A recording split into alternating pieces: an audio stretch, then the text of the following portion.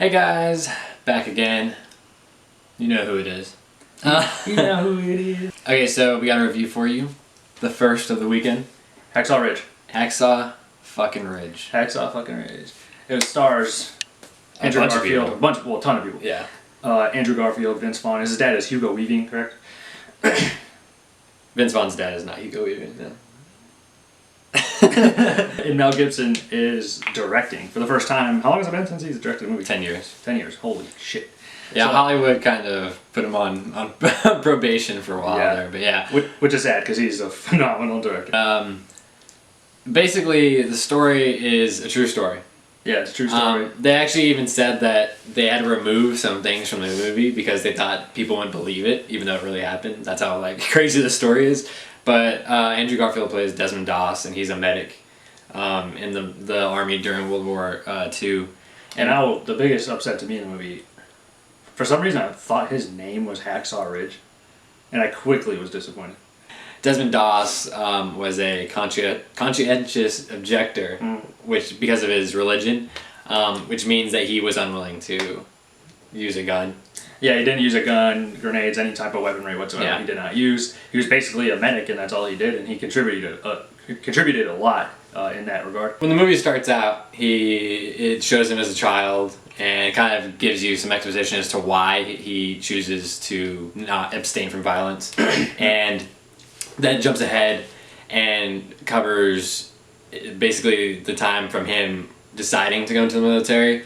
All the way to the end of the movie, which is him going to war. It's split in two, basically, between the war and him deciding to join and going through the training and stuff. Yeah. The movie was, without getting into too much detail because we don't want to spoil anything. Yeah. It does a really good job of showing why he makes the decisions he does. Yep. The people he's fighting for, and that he really is like a patriot. Because a lot of people hear, oh, it's a conscientious objector, whatever you want to call it, and they think whatever they think about it. But he really does care about the country, and he even talked about Pearl Harbor, and he got affected by that everybody else. And it does. This is a love story that was done really well. Plus a family dynamic movie with why a son hates his father or whatever. Yeah. There's a lot of great small stories within the whole movie. Yeah, but it's also one of the best war movies I've ever watched. The war sequences. We'll get to that in a minute, but I thought he grows up in a rural part of Virginia. And that also kind of influences his decision making, and there's everyone there wants to go fight the war, and obviously that influences him. And his dad has his reasons for not wanting him to fight, and that's a conflict. And he also meets a girl right before he decides to join, and so that's part of their love story and conflict there. And the first half I loved. I was like, wow, we don't even need to go to battle, honestly. This is great. So the relationship aspect of the movie was really well done. The family part of the movie was really well done. But the star of the movie is the war scenes. The second half of the movie is just unbelievable. Brutal. And the closest thing I can compare it to is the opening scene of Saving Private Ryan when they're storming Normandy. It is insane. It is so intense. And I think the fact that Mel Gibson split it into two it helped elevate the war portion, because the entire film it's dialogue and it's showing who he is and just him in the United States and fighting to serve. But then when he gets there, it's like holy shit, stuff's going down, right? Yeah, they do a pretty good job when they first get to the Pacific, when you first see them over there. Yeah. Showing just the complete destruction of the military. The guys were just fucking mowed over, and that really happened. Now, we hear about people dying here and there in the war and stuff, but back in the Great Wars, that was happening every day. Just people were just getting mowed over, and they showed that, and it was kind of holy crap, what are we getting ourselves into here? Yeah, it's it definitely doesn't pull any punches, and I think it's better for it. Yeah, for sure. What about the performances? I mean, this cast is stacked, kind of like you were saying. I mean, there's Andrew Garfield, obviously. There's Hugo Weaving, who's his father. Vince Vaughn, who's one of his higher in command. There's Sam Worthington. There's a bunch of people. Yeah, there's no weak links in the movie. Andrew Garfield did a good performance. Had a good performance. He did a great fucking job. Yeah, he did. His accent was just a little off to me. But then they showed at the end of the movie, which was really cool, they actually showed the actual guy. And he sounded just like him, but I was like, man, is he overdoing this? But then you hear the guy and he sounds like him, so I'm like, okay, whatever.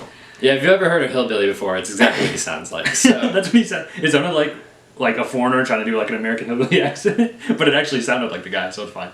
Yeah. The only complaint I have about the movie, because we're like raving about it, but the only complaint was I actually wish the movie, which I always say I wish movies are shorter. I wish this movie was like 20 to 30 minutes longer. Whoa, 30 minutes. This could have been a real like war epic movie, because the first half of the movie they don't really get into like the world is at war, and like they made it seem like it was just like, oh yeah, I'm just gonna go join up if I want to. Like a lot of people didn't have a choice. Like you literally had to go.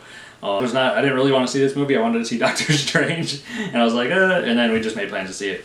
Super glad I did. I wasn't expecting anything, and I've been waiting for this movie all year. This is definitely one of my most anticipated. And he was going in with all the expectation in the world. I just went to go see it, and I had no expectation whatsoever. So, what is your final grade out of 10? I went in with very high expectations, as you said. I was still floored. Like it's so much better than I thought it would be. Out of 10, I'm giving it a fucking 10 out of 10. Oh, okay. This is definitely one of the best films I've seen all year. Right up there with probably my favorite so far might be like Zootopia or something, which is like a perfect animated film. Yeah. But yeah, that's how I feel about it. I'm sure it's definitely going to be getting tons of awards. Yeah. In the show start. I'm going to give it a 9.5 out of 10. That's fair. There was a couple little things that I felt were just a little over the top. And like I said, I wish it was maybe 15 or 20 minutes longer, if not 30 minutes longer. It could have been a real like epic like Titanic type movie. Like that's how good it was. I do agree. I can totally see that happening, and I feel like I would have loved that just as much. But knowing the reality of how they wanted to tell the story, I'm fine with how it was done. Yeah. And like you said, I thought I was gonna get a great story about war and this guy who went through all this shit because of what he believed in, basically, and it delivered on all fronts in that aspect. So I'm definitely happy. People gotta see this movie. I know. We are off to go play Battlefield 1. I actually play as a medic, so just call me Hacksaw Ridge in this bitch. Yeah, that was a great movie. Great movie. And we're gonna get a Doctor Strange review up in the next day or two. Yeah. So look out for that. Thank you guys for watching. If you haven't checked it out already, go check out our Wonder Woman trailer reaction. And that trailer's pretty fucking awesome. There's a bunch of great movie stuff going on right now. I'm very happy. Yeah, go check out Hacksaw Ridge. Thanks.